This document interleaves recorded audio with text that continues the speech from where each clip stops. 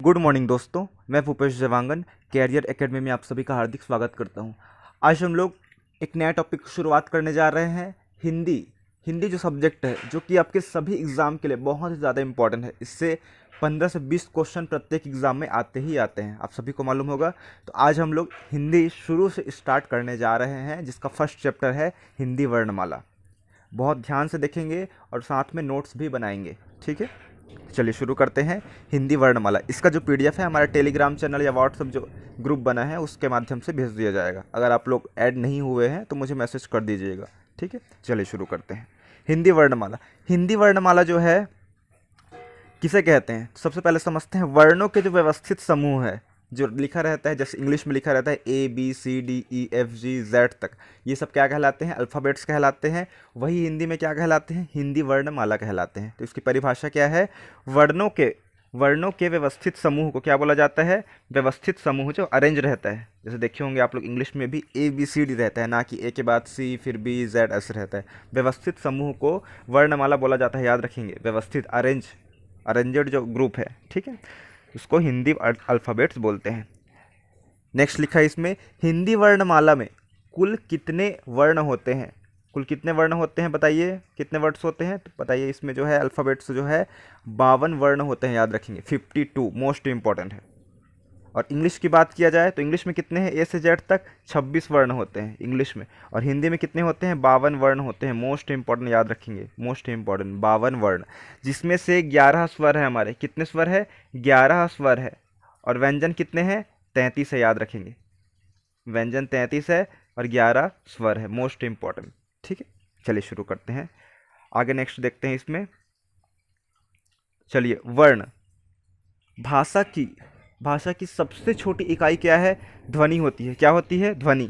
ध्वनि मतलब जो हम लोग बोलते हैं साउंड, ध्वनि को बोलते हैं साउंड बोलते हैं। कोई भी लिख रहे हैं, जैसे व लिखा हुआ है तो व तो लिखा हुआ है, हम लोग पढ़ लिए, जो आवाज़ निकल रहा है वही क्या है? ध्वनि है। तो भाषा की जो भाषा हम लोग बोलते हैं, सबसे पहले क्या है? आवाज़ ही मेन है, मतलब ध्वनि। उसके बाद है ध्वनि को लिखित रूप में वर्ण द्वारा व्यक्त किया जाता है। जो ध्वनि हम लोग बोल रहे हैं, जैसे व बोल रहा हूँ, तो उच्चारण जो हो रहा है उसका जो है लिखित रूप में यही जो है लिखित रूप में वर्ण द्वारा व्यक्त किया जाता है। उसके बाद है नोट में, उच्चारण की दृष्टि से भाषा की लघुत्तम इकाई।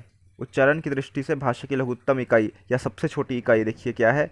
ध्वनि ही है। लेखन की दृष्टि से भाषा की सबसे छोटी इकाई वर्ण है। देखिए, लेखन की दृष्टि से या लिखित रूप में बोल रहा है या लेखन की दृष्टि से तो वर्ण है। अगर पूछा जाए उच्चारण की दृष्टि से या भाषा की दृष्टि से सबसे छोटी इकाई तो ध्वनि है, याद रखेंगे, ठीक है। जो हम लोग बोलते हैं उसके अकॉर्डिंग ध्वनि आएगा, और जो हम लोग लिखते हैं, लिखेंगे कि ध्वनि को लिखते हैं कि ध्वनि को नहीं लिखते हैं, हम लोग वर्ण को लिखते हैं, अल्फ़ाबेट्स को। ओके, चलिए शुरू करते हैं। हिंदी व्याकरण में या हिंदी वर्णमाला में को दो भागों में बांटा गया है। हिंदी वर्णमाला में कितने स्वर हैं बताइए? कितने स्वर है? 11 स्वर, याद रखेंगे, मोस्ट इंपॉर्टेंट। न 10, न 13, न 15, सिर्फ कितना है? 11 स्वर है। और व्यंजन कितने हैं? वो है 33 है, ठीक है ना। स्वर को इंग्लिश में क्या बोलते हैं? वोवेल्स बोलते हैं, ठीक है ना। और व्यंजन में क्या बोलते हैं? कॉन्सोनेंट्स बोलते हैं इंग्लिश में, कॉन्सोनेंट्स। चलिए नेक्स्ट देखते हैं हम लोग। सबसे पहले तो स्वर कौन कौन सा इसमें सम्मिलित नहीं है, स्वर लिख देता हूँ मैं। स्वर कौन कौन से हैं? 11 जो स्वर है जिनके बारे में हम लोग जिक्र कर रहे हैं, वो स्वर कौन कौन से हैं? तो पहला लिखते हैं अ, आ, ई, ई, उ, ऊ, ए, ए, ओ। कितना हुआ? 1 2 3 4 5 6 7 8 9, यहाँ पे रे भी आता है, ठीक है ना। ये 10 और ये ओ। कितना हुआ? एक बार गिन लेते हैं, ठीक है, गलत नहीं होना चाहिए। 11 स्वर है। 1 2 3 4 5 6 7 8 9 10 11। क्लियर है? यही जो है इतने ही स्वर है, याद रखेंगे, मोस्ट इंपॉर्टेंट। हमेशा एग्जाम में आता है कि हिंदी वर्णमाला में कितने स्वर है, तो हिंदी वर्णमाला में 11 स्वर है, याद रखेंगे आप लोग, ठीक है। चलिए शुरू करते हैं। नेक्स्ट देखते हैं हम लोग। अब वर्ण जो है, वर्ण को दो भागों में बांटा गया है। पहला है स्वर वर्ण, क्या है?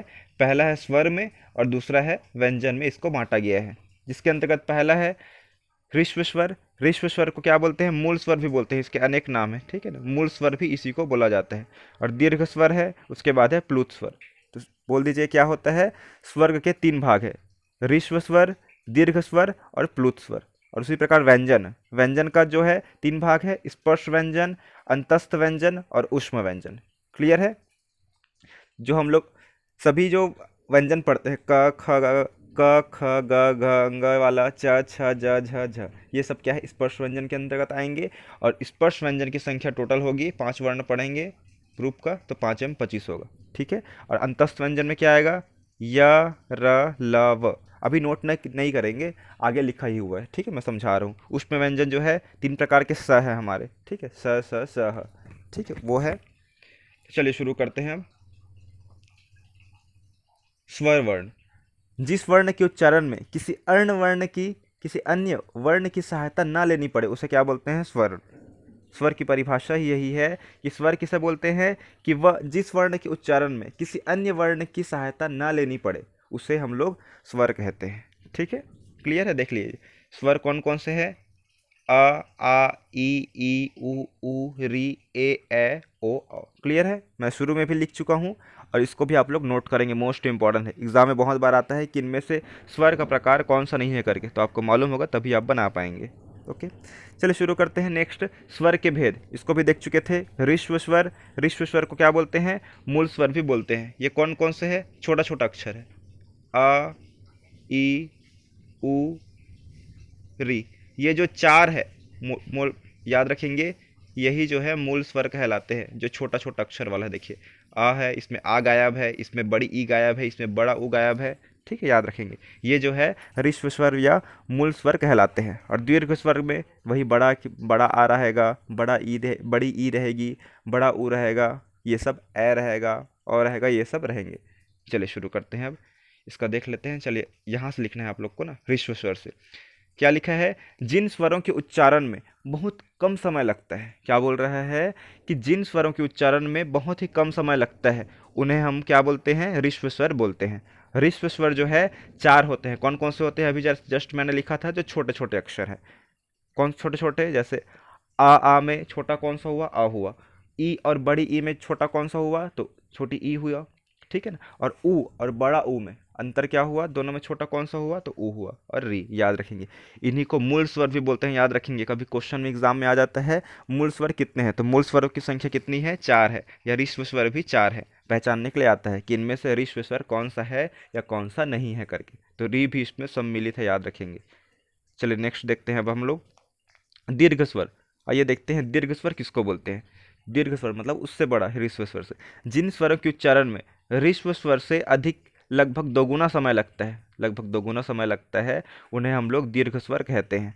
ठीक है ना। दीर्घ स्वर 7 होते हैं। देखिए हम लोग आ लिखे थे, आ हो गया, ये बड़ी ई, बड़ा ऊ, उसके बाद ए ओ औ, कितना हुआ टोटल, ये 7 हुआ, याद रखेंगे। तो दीर्घ स्वर की संख्या कितनी है, 7 है, याद रखेंगे, मोस्ट इंपॉर्टेंट। ऋश्व स्वर में क्या क्या था, एक बार देख लीजिए। इसमें छोटा आ था, इसके स्थान पर छोटा ई था, इसके स्थान पर ऊ था, छोटा ऊ, और एक री था। ये जो है, ये 4 जो थे वो क्या थे, ऋश्व स्वर या मूल स्वर थे। बाकी इसमें ऐड हुआ है ए ओ औ। ठीक है, क्लियर है कि नहीं है जी, बताइए आप लोग। हो गया ना क्लियर? चलिए ठीक, आगे देखते हैं।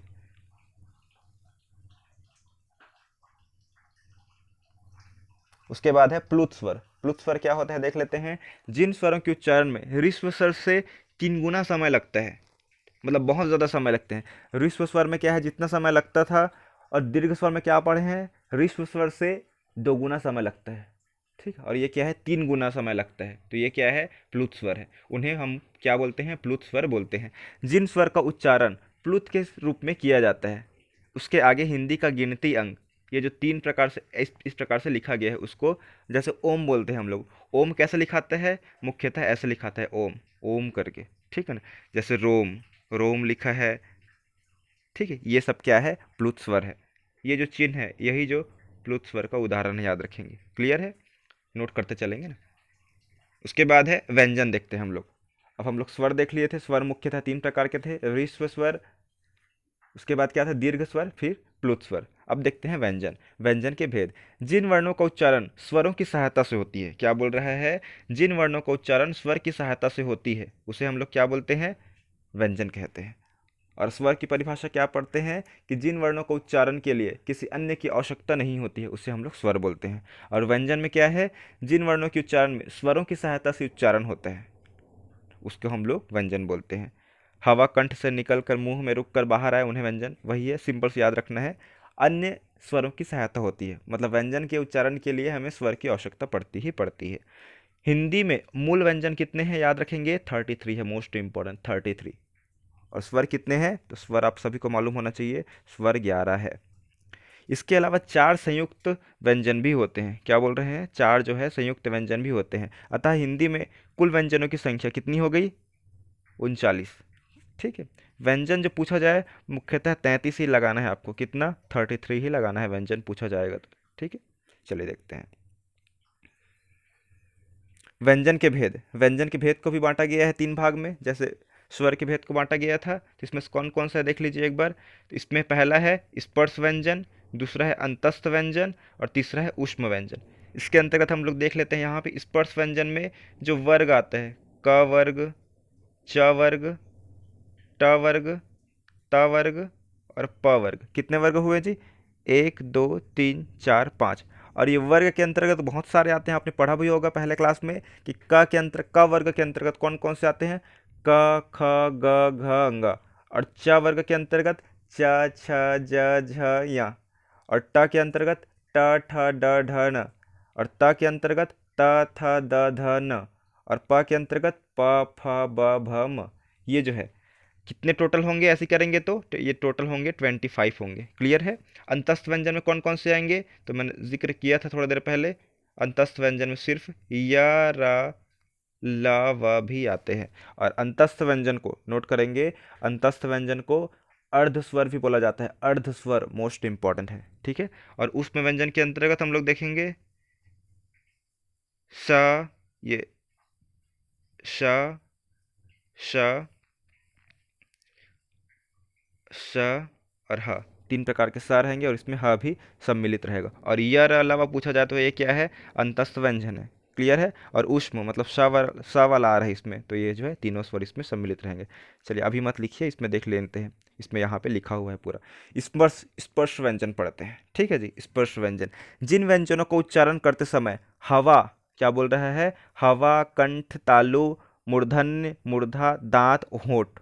ठीक, इसको हम लोग डिटेल पढ़ेंगे कि किसको हम लोग, जो हमारा मुंह का भाग होता है इसमें किसको हम लोग कंठ, कंठ से उच्चारण बोलते हैं, किसको हम लोग तालु से उच्चारण बोलते हैं, किसको हम लोग दांत बोलते हैं, किसको होंठ से उच्चारण, जो कौन सा वर्ण है उसका उच्चारण दांत से होता है, कौन सा वर्ण है जिसका उच्चारण होंठ से होता है, उसको हम लोग डिटेल पढ़ेंगे जस्ट नेक्स्ट इसी में। ठीक है, तो इन्हीं को क्या बोलते हैं हम लोग, व्यंजन बोलते हैं, स्पर्श व्यंजन बोलते हैं। क्लियर है। स्पर्श व्यंजन की संख्या मैंने ही अभी जिक्र किया था, इसमें जो है क से लेकर म तक होते हैं, मतलब 5 वर्ग होते हैं इसमें, क च ट त प में। और प्रत्येक वर्ग में कितने होते हैं, 5 होते हैं, तो 5 में 25। तो स्पर्श व्यंजन की संख्या 25 है, याद रखेंगे, मोस्ट इंपॉर्टेंट। स्पर्श व्यंजन को 5 भागों में बांटा जा सकता है। ठीक है, चलिए देखते हैं, वही जो मैंने बांटा था वही वाला है। देखिए पहला है इसमें क वर्ग है, क्या लिखा है देख लीजिए इसमें। पहला जो है क वर्ग, क वर्ग के अंतर्गत कौन सा है, कौन कौन से हैं, क ख ग घ अंगा। ठीक, ये 5 हुए, 5 यहाँ पे हो गए। इसका उच्चारण स्थान कहाँ से होता है, क वर्ग का कंठ से होता है, याद रखेंगे कहाँ से होता है, कंठ से इसका उच्चारण होता है, मोस्ट इंपॉर्टेंट है।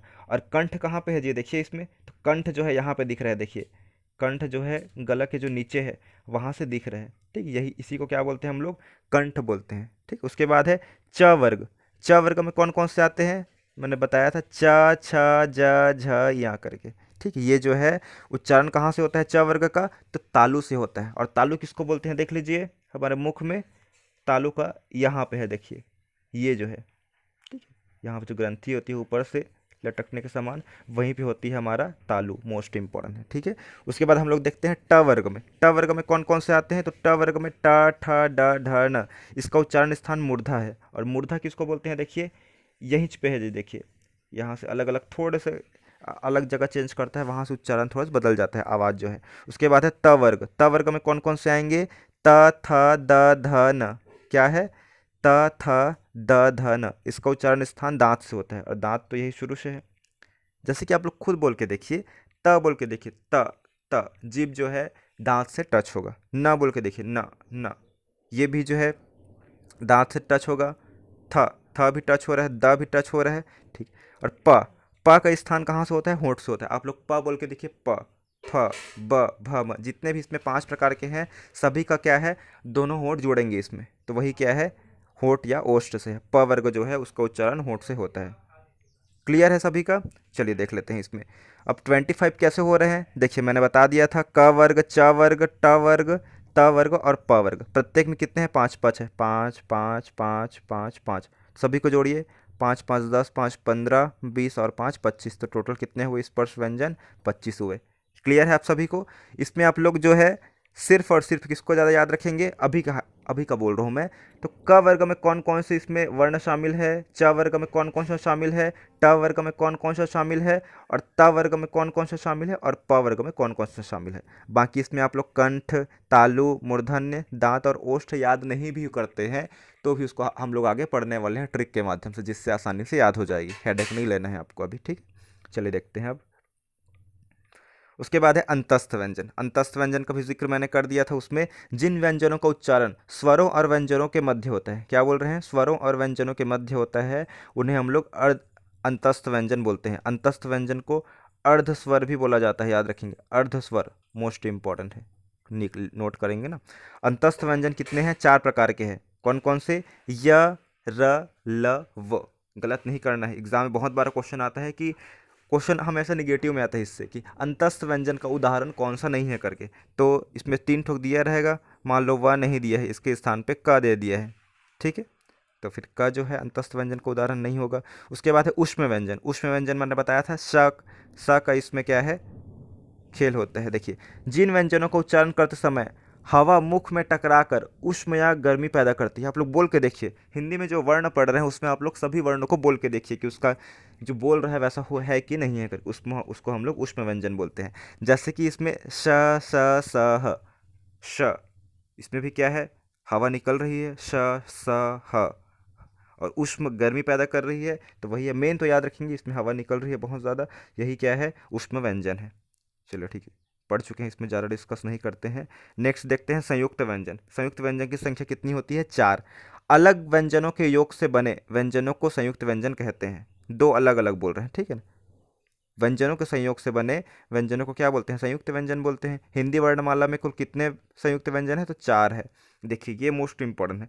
जो हमारा क्षत्रिय वाला छ है, क्षत्रिय वाला छ है, ये जो है किससे मिलकर बनता है? तो किससे मिलकर बन रहा है? देखिए मोस्ट इंपॉर्टेंट है जी, इसको गलत नहीं करना है आपको, ठीक है। 4 ही बस है। देखिए यहाँ फिर से लिख रहा हूँ, छ जो है किससे मिलकर बन रहा है? तो छ जो है वो है क में हलंत है, और षटकोण का स है, याद रखेंगे, ठीक है। क में हलंत है, याद रखेंगे। हलंत इसमें नहीं लगाना है, नहीं तो गलत हो जाएगा। षटकोण के स में हलंत आपको नहीं लगाना है, ठीक है। बार बार बोल रहा हूँ उसको। उसके बाद है त्र। त्र किससे मिलकर बनेगा? तवर। हलंत किस में रहेगा? पहले वाले में ही हलंत रहेगा। हलंत के साथ आपको लगाना है, गलत नहीं करना है, याद रखेंगे। हलंत जो है त में रहेगा। उसके बाद देख लेते हैं हम लोग ज्ञा जो है, ज्ञानिक का ज्ञा है, ज्ञानी का, उसमें जो है ज्ञा। ज्ञा किससे मिलकर बनता है? तो जा में हलंत है, और उसके बाद इया करके, ठीक है। शुरू वाले में हलंत रहेगा, मैं बार बार बोल रहा हूँ, ठीक ना। जा और इया से मिलकर बनेगा। और जो श्र है, श्र जो है शक्कर का शा प्लस र से, और श में हलंत रहेगा। क्लियर है? देख लीजिए, इसको गलत नहीं करना है, बार बार बता रहा हूँ मैं। हलंत जो है शुरू वाले में रहेगा, जो आधा जैसे गिरते हैं, देख लीजिए। छ जो है क व श से मिलकर बना है, ठीक है। उसके बाद है त्र जो है त व र से मिलकर बना है, त में हलंत है। उसके बाद देखिएगा जा और इया से मिलकर बना है ज्ञा जो है, और श्र जो है शक्कर का श व र से मिलकर बना है। मोस्ट इंपॉर्टेंट है, नोट करते चलेंगे आप लोग, ठीक है। उसके बाद है वर्णों का उच्चारण, ये मोस्ट इंपॉर्टेंट है, ठीक है। इसी को मैं ट्रिक के माध्यम से थोड़ा सा बताऊंगा, जिसको आप लोग को समझ आ जाएगा। चलिए देखते हैं। सबसे इंपॉर्टेंट, सबसे निचोड़ जो है वर्ण में यही है, यही से क्वेश्चन आते हैं, ठीक है। चलिए देखते हैं वर्णों का उच्चारण। कोई भी वर्ण मुंह के भिन्न भिन्न भागों से बोला जाता है। जैसे हम लोग देखे थे, क वर्ग, च वर्ग, ट वर्ग, त वर्ग और प वर्ग। कोई तालु से बोला जा रहा था, कोई मूर्धा से बोला जा रहा था, कोई दांत से टच होके बोला जा रहा था, कोई होंठ से टच होके बोला जा रहा था। उन्हें उच्चारण स्थान कहते हैं, ठीक है। उच्चारण स्थान किसको बोलते हैं? जहाँ से हम लोग बोलते हैं। मुंह के 6 भाग हैं, कौन कौन से? कंठ, तालु, मूर्धा, दांत, होंठ और नाक। हिंदी के सभी वर्ण इन्हीं से अनुशासित और उच्चरित होते हैं। चूंकि उच्चारण स्थान भिन्न भिन्न है, इसलिए वर्णों की निम्नलिखित श्रेणियां बनाई गई है। अब देखते हैं हम लोग कंठ से। जो कंठ हम लोग देखे हैं, जो गला का जो अंदर जो पाइप होता है, ठीक है ना, वहीं पे जो होता है उसको हम लोग क्या बोलते हैं, कंठ बोलते हैं। ठीक है, जो निचला हिस्सा होता है, आप लोग देखे होंगे चित्र में। कंठ, कंठ और निचली जीभ से, मेन याद रखेंगे कंठ वाला ही। कंठ से स्पर्श होने वाले वर्ण कौन कौन से हैं? तो आ और आ तो रहेंगे, याद रखेंगे, आ और आ रहेंगे इसमें। और क वर्ग, क वर्ग बोल रहे हैं मतलब क के अंतर्गत जितने भी इसमें वर्ण हैं, क ख ग घ अंगा, ये सब क्या है, इसमें सम्मिलित रहेंगे। और इसमें क्या होगा, ह और विसर्ग होगा। जो विसर्ग वाला चिन्ह है उसका भी उच्चारण कंठ से होगा, और ह वाला जो है इसका भी उच्चारण कहाँ से होगा, कंठ से ही होगा। ठीक है, आप लोग को ट्रिक से याद रखना है। लिस्ट जो है, सबसे पहले तो आपको लिस्ट याद रखना है। कौन सा लिस्ट? के टी एम 2। KTM क्या होता है जी? KTM बाइक का नाम है, देखे होंगे आप लोग, महंगी आती है बाइक, स्पोर्ट्स बाइक है KTM। तो एक बच्चा जो है KTM 2 करके अपने पापा से आग्रह कर रहा है, अनुरोध कर रहा है। ठीक है, KTM 2 करके मतलब मुझे KTM बाइक 2 करके, तो KTM 2 DO। ठीक, के से क्या है, कंठ आएगा। टी से क्या है, तालव्य आएगा। एम से क्या है, मूर्धा आएगा। और डी से जो है दंत आएगा। और ओ से क्या है, ओष्ठ आएगा। क्लियर है? मैं जो बोल रहा हूँ उसको बस ध्यान से आप लोग सुनेंगे, फिर याद हो जाएगा वो। तो के से क्या है, कंठ है। टी से तालव्य, एम से मूर्धन्य, डी से दंत्य, और ओ से क्या है आपका, ओष्ठ है। ठीक है, चलिए शुरू करते हैं इसमें। तो इसमें जो है लाइन से है, देखिए के वाला है, मैं बोल रहा हूँ के वाला है, इसमें क्या रहेंगे, के वाले में क वर्ग रहेगा। टी में क्या रहेगा, च वर्ग रहेगा लाइन से। उसके बाद ट वर्ग आता है, फिर त वर्ग आएगा इसमें, और इसमें जो है प वर्ग आएगा। क्लियर है? हमारा जो है वर्ग वाला तो इसमें खत्म हो जाता है। उसके बाद ये इसमें ये खत्म हो गया, ट्रिक के माध्यम से ये खत्म हो गया। ट वर्ग लाइन से है ना, ट वर्ग याद रखना है ना, कौन सा वर्ग पहले आता है, अरेंज इसका। सबसे पहले क वर्ग आता है, फिर च, फिर ट, फिर त, फिर प। ठीक है, ये हो गया। और एक जो हमारा ओष्ठ में होगा वो है, खत्म हो जाएगा प वर्ग। क्लियर है? तो आइए देखते हैं इसमें कंठ में क्या है, आ और आ भी शामिल है। क्या शामिल हो रहे हैं इसमें, आ और आ भी शामिल हो रहे हैं इसमें, याद रखेंगे। ठीक है, इसमें देख लें तालव्य वाले में आ के बाद क्या आता है, आ ई आता है, ये भी शामिल हो जाते हैं इसमें। ई के बाद क्या आता है इसमें, री आता है, ये भी शामिल हो जाता है, देखिए। उसके बाद जो है री के बाद ए जो है वो छूटा रहेगा। और देखते हैं इसमें ताल, कोई भी हम लोग ताल, ताल से ताल मिला चलते हैं। तो ताल से ताल मिला मतलब यश की प्राप्ति होती है, प्रसिद्धि की प्राप्ति होती है, तो यश होगा। और यश कैसे लिखेंगे हम लोग, ये ऐसे ही लिखेंगे, यश। यश में क्यों बोल रहा हूँ मैं, कि श का याद रखना है। जो श जो है, शक्कर का श किस में आएगा, सरवता का स किस में आएगा, और षटकोण का स किस में आएगा। तो यश, यश हम लोग ऐसे लिखेंगे। और ताल मिलता है तो हमको क्या है, ताल से ताल मिलेगा तो क्या है, यश की प्राप्ति होगी, प्रसिद्धि की प्राप्ति होगी। तो यश इसमें आएंगे, य और श। क्लियर है? और मूर्धन्य में री आएगा। ठीक है ना, कोई भी क्या है, मर गया है, कोई आदमी की मृत्यु हो गई है, ठीक है, मृत शरीर है, तो उससे क्या है, रस निकलता है जो बहेगा। उसमें जो मटेरियल होगा, चाहे पशु पक्षी उसको क्या है, खाएंगे, तो एक प्रकार से क्या है, उसमें रस या लिक्विड निकलेगा। तो वही क्या है, रस कहलाएगा। किस में आएगा, मूर्धन्य वाले में, मतलब जो मर गया है व्यक्ति उसी में आएंगे, मूर्धन्य में, याद रखेंगे। ट्रिक के माध्यम से बता रहा हूँ। तो इसमें क्या है, री रस करके याद रखेंगे, रस निकलेगा, बस याद रखेंगे। र और स, रस को कैसे लिखेंगे, ऐसे लिखेंगे, इस प्रकार से याद रखेंगे, ये वाले रस में। ठीक है ना, षटकोण का श याद रखेंगे, इसमें रस को इस प्रकार से लिखेंगे, ना कि सरोता का स डालेंगे। उसके बाद है दांत। दांत से हम लोग क्या है, किसी की मृत्यु भी कर सकते हैं, तो मृत्यु करेंगे तो क्या है, वो लाश बन जाएगा। तो ल और स याद रखेंगे, ल और स अलग अलग लिखना है ना, लाश को शक्कर का श नहीं लिखना है, क्योंकि शक्कर का श यश वाले हमारे ट्रिक में फिट हो गया है। और सरवता का श भी नहीं लिख सकते, मतलब षटकोण का श भी नहीं लिख सकते हम लोग, क्योंकि रस वाले में फिट हो गया है। एक ही सब बच रहा है, वो है लाश वाले में, तो याद होना चाहिए दांत वाले में आए गए। क्लियर है? चलिए आगे देखते हैं, फिर याद हो जाएगा। उसके बाद एक लिस्ट के माध्यम से इसको बता दूंगा ब्लैंक पेज में मैं, तो आपको याद हो जाएगा, क्योंकि यही मेन है। ओष्ठ वाले में क्या बताया था, देखिए प वर्ग जो है, प वर्ग किस में आएंगे, ओष्ठ वाले में आएंगे, लाइन से था। और उ, इसका उच्चारण जो है उ, आप लोग खुद बोल के देखिए, उ। होंठ का ही इसमें खेल है, इसमें दोनों होंठ का। उसके बाद है KTM 2, देखिए मैंने बता दिया था, KTMDO, यहाँ तक हो गया हमारा टिक, KTM2 तक करके।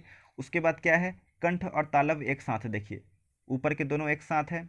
उसके बाद है क्या है, कंठ और ओष्ठ एक साथ है, क्या है, कंठ और, देखिए कंठ और ओष्ठ एक साथ है। उसके बाद है दांत और ओष्ठ एक साथ है। क्लियर है।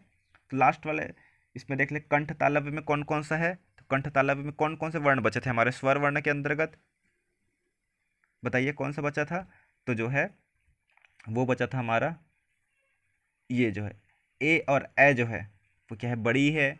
याद रखें आप लोग दीर्घ स्वर में पढ़े हैं, इसको दीर्घ स्वर में पढ़े हैं ना ए वाला को, तो याद रखेंगे इसमें जो है डबल मिक्सअप हो रहा है, उसमें जो है हमारा ए और ए आएगा। उसके बाद है कंठ और ओष्ठ का जो दो दो जो इसमें स्थान है उसका मिलन हो रहा है, तो वो क्या है, ओ और औ बनेगा।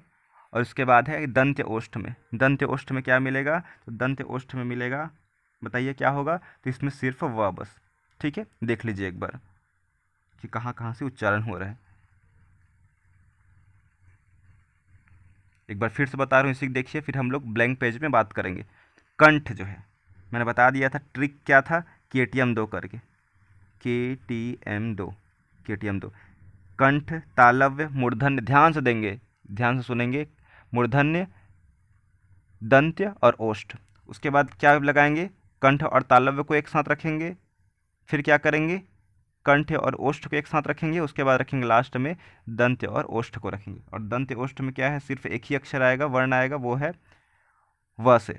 और दंत्य ओष्ठ क्या होता है, दांत से जीभ और होठों के कुछ योग से मिलकर बनता है, ये जो है संयुक्त रूप से मिश्रण होता है, तब क्या है, व बोला जाता है। और कंठ्योष्ठ में क्या है, तो ओ और ओ शामिल रहेंगे। ठीक है, लाइन से है, इसको याद रखना है। कंठ तालव्य में ए रहेगा, ए के बाद क्या आता है, ओ आता है, और लास्ट में आपको व याद रखना है। ठीक है, क्लियर है, वह जो है यह रला व वाला। चलिए आगे देखते हैं। अब हम लोग इसमें एक बार हम लोग डिस्कस कर लेते हैं, ठीक है, फिर तो ख़त्म हो जाएगा। मैं ट्रिक के माध्यम से बता दिया था, देख लीजिए एक बार, लिख रहा हूँ मैं KTM2 करके। हमारा ट्रिक है KTM2, ठीक है। के से क्या था, कंठ था, पर लिख देता हूँ, कंठ तालव्य मूर्धन्य, उसके बाद क्या है, दंत्य है, और ओष्ठ था। यहाँ लिखते नहीं बन रहे हैं, ध्यान देंगे। कंठ में क्या पढ़े थे हम लोग, क वर्ग पढ़े थे, इसमें क वर्ग आएगा, और कौन सा आएगा इसमें, अ और आ आएगा, और इसमें ह भी आएगा, और जो विसर्ग वाला चिन्ह रहेगा वो इसमें अंतर्गत आएगा। और टी वाले में क्या था, तो लगातार वर्ग है, उसके बाद च वर्ग आएगा, इसमें च वर्ग में जितने भी 5 शामिल है वो रहेंगे, ई और ई रहेंगे। और क्या पढ़े हैं, ताल, ताल से ताल मिलता है, क्या होता है, यश या प्रसिद्धि की प्राप्ति होती है। और यश कैसे लिखे थे, ऐसे लिखे थे, ये वाला श का प्रयोग करके। उसके बाद है मूर्धन्य, मूर्धन्य में क च, उसके बाद ट वर्ग आएगा। क्लियर है, मूर्धन्य मतलब री रस की बात किया था, इसमें री आएगा। और रस, रस कैसे लिखा था मैं, षटकोण का श करके, ये वाला श। क्लियर है। और दंत्य वाले में, दंत्य वाले में कौन सा आएगा, त वर्ग आएगा, त वर्ग। ठीक है, इसमें त वर्ग आएगा। और दांत से क्या है, हम लोग किसी को मार भी सकते हैं, तो दांत वाला क्या था, लाश, लाश बना सकते हैं। और लाश कैसे लिखेंगे जी, एक ही सा तो बचा हुआ है, सरोता का सा, तो ये हुआ। और ओष्ठ से क्या था, प वर्ग था, और क्या था, ऊ और ऊ था, बड़ा ऊ। क्लियर है, देख लीजिए। उसके बाद हम लोग पढ़ते हैं मिक्सअप वाला, देखे थे मिक्सअप वाला में क्या पढ़े थे, कंठ तालव्य, दोनों को एक साथ देखे थे, कंठ तालव्य, फिर क्या था, कंठ्योष्ठ था, उसके बाद क्या है, दंत्योष्ठ था। ठीक है, ध्यान देंगे, मैं फटाफट लिख रहा हूँ ना। कंठ तालव्य में क्या क्या था बताइए, ए और ए था, इसमें क्या है, ओ और औ था। और दंत्योष्ठ में क्या पढ़े हैं, सिर्फ और सिर्फ एक ही, वो है व। क्लियर है, एक बार देख लीजिए, वही सब चीज़ कवर हुआ है कि नहीं हुआ है, देखिए सब चीज़ इसमें कवर हो चुका है। ठीक है, मोस्ट इंपॉर्टेंट है। चलिए आगे देखते हैं। अब इसमें अब थोड़ा सा वीडियो बचा हुआ है। अयोगवाह, अयोगवाह किसको बोलते हैं, अयोगवाह का अर्थ है अ के योग से जो अर्थ वहन करे। देखिए जिस प्रकार से है कि किसी स्वर के योग से जो सार्थक शब्द बनते हैं वे क्या कहलाते हैं, अयोगवाह कहलाते हैं। जैसे अंगार में, प्रातः में, ये जो लगा हुआ है विसर्ग चिन्ह, यही क्या है, अयोगवाह कहलाता है एक प्रकार से। और इसमें जो है अंगार में क्या लगा है, अम की मात्रा लगा है, ठीक है, क्या लगा है, अम की मात्रा लगा है। और इसमें जो है अंधेरा में ऐसे लगा है। हालांकि ये जो है इसको क्या बोलते हैं, अनुस्वार बोलेंगे, आगे हम लोग देखेंगे, इसको हम लोग अनुस्वार बोलते हैं। और जो चंद्रमा बिंदु होती है, ये वाला चंद्रमा बिंदु, उसको बोलते हैं अनुनासिक बोलते हैं, ठीक, क्या बोलते हैं, अनुनासिक। और इसको क्या बोलते हैं, विसर्ग बोलते हैं। चलिए देख लेते हैं इसका भेद का। अयोगवाह के 3 भेद हैं, मैंने जस्ट बता दिया था अभी। जैसे हम लोग लिख रहे हैं वंदन, लिख रहे हैं वंदन, तो ये जो है अम की मात्रा लगा है, इसी को हम लोग क्या बोलते हैं हिंदी में, अम की मात्रा लगा है। देख लीजिए, ये जो अम की मात्रा लगा है इसी को हम लोग क्या बोलेंगे, तो इसी को हम लोग बोलेंगे अनुस्वार बोलेंगे। मोस्ट इंपॉर्टेंट है, क्या बोलेंगे, अनुस्वार हम लोग बोलेंगे इसको। शुरू से खुल गया क्या, देख लेते हैं हम लोग, अनुस्वार बोलेंगे। और जो चंद्रमा बिंदु होता है, तो चंद्रमा बिंदु को क्या बोलते हैं, तो उसको बोला जाता है अनुनासिक बोला जाता है, याद रखेंगे। ये जो है अम की मात्रा होती है, अम की मात्रा, विसर्ग मतलब ये चिन्ह, और अनुनासिक मतलब ये चंद्रमा वाली चिन्ह। क्लियर है, चलिए देखते हैं अब अनुस्वार। देख लीजिए, अनुस्वार का चिन्ह बिंदु होता है, जैसे इसमें लिखा हुआ है, उदाहरण देख सकते हैं, हंस, अंश, कंस, इसमें जो अम की मात्रा लगी हुई है। और अनुस्वार का उच्चारण कहाँ से होता है, मोस्ट इंपॉर्टेंट है, तो नाक से होता है, मोस्ट इंपॉर्टेंट, नाक से इसका उच्चारण होता है। उसके बाद देखते हैं हम लोग विसर्ग। विसर्ग में क्या है, जो लगा हुआ है प्रातः में 2 ठोक, उसी को क्या है, चिन्ह, विसर्ग का चिन्ह बोलते हैं। उसके बाद है अनुनासिक। अनुनासिक में देख लीजिए आप लोग, अनुनासिक में चंद्र बिंदु होता है, जैसे आँख में देखिए, आँख, गांव, सांप, ठीक है, ये जो है अनुनासिक है। उसके बाद देखते हैं संयुक्त व्यंजन, देख चुके थे हम लोग, ठीक है, छ, त्र, ज्ञ, श, छ जो है किससे मिलकर बनता है, देख लीजिए एक बार फिर से। शुरू वाले में सभी में क्या रहेंगे, हलंत रहेंगे, और बाद वाले में नहीं रहेंगे। और छ जो है किससे मिलकर बनता है, षटकोण का श के साथ इंक्लूड रहेगा, इसमें र रहेगा, इसमें इया रहेगा, और इसमें र रहेगा। एक बार बता चुका हूँ, फिर से यहाँ पे नहीं बता रहा हूँ अभी।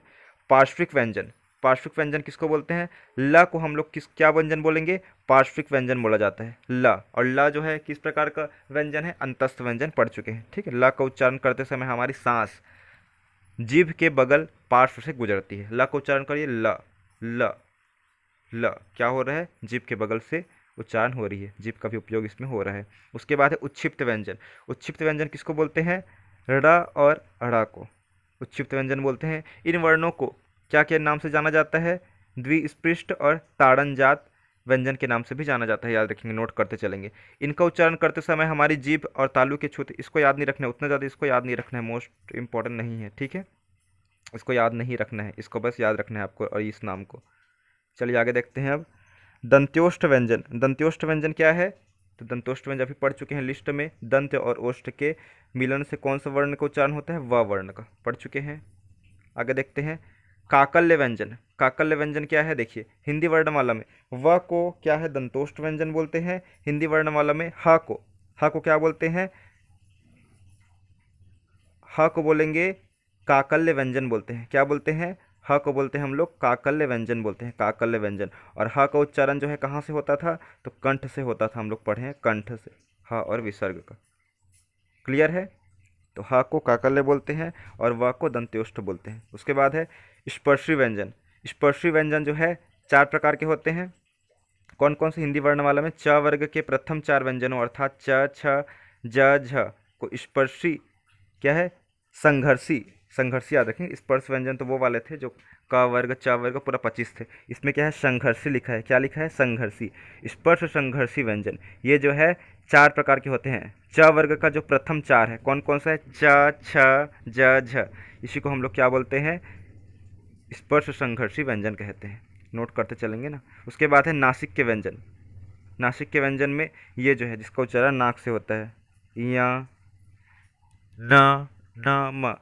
आप लोग एक प्रैक्टिकल करके खुद देख लीजिए, आप लोग अपना ये जो वर्ण का उच्चारण करेंगे, तो इया है, ण है, न है, म है, नाक को बंद कर दीजिए आप लोग, दोनों हाथ, दोनों उंगली से दबा दीजिए। उसके बाद क्या है, इसको उच्चारण करके देखिए, तो जो है इसमें जो है जोर पड़ेगा नाक पे, तो वही क्या है, नासिक के व्यंजन है। उसके बाद है प्रकंपित व्यंजन। जिन वर्णों का उच्चारण करते समय जिह्वा और में 2-3 बार कंपन होता है, प्रकंपित व्यंजन कहलाता है। जैसे कि र को र, र को करके देखिए तो इसमें क्या है, कंपन होगा, वाइब्रेट होगा। सिर्फ याद रखना है किसको बोला जाता है, ठीक है ना, और समझना है, पूरा नहीं लिखना है इसमें। ठीक है, चलिए ठीक है, यहाँ तक करते हैं आज, बाकी जो है नेक्स्ट हम लोग क्लास में करेंगे। तो हिंदी का हमारा जो है शुरू से स्टार्ट कर रहे हैं, लगातार वीडियो में बने रहिए। अगर वीडियो हिंदी क्लास अच्छा लगा तो बिल्कुल कमेंट के माध्यम से मुझे बताइए, ताकि जल्द से जल्द मैं आपके लिए वीडियो बना सकूँ हिंदी से। बहुत बहुत धन्यवाद, थैंक यू।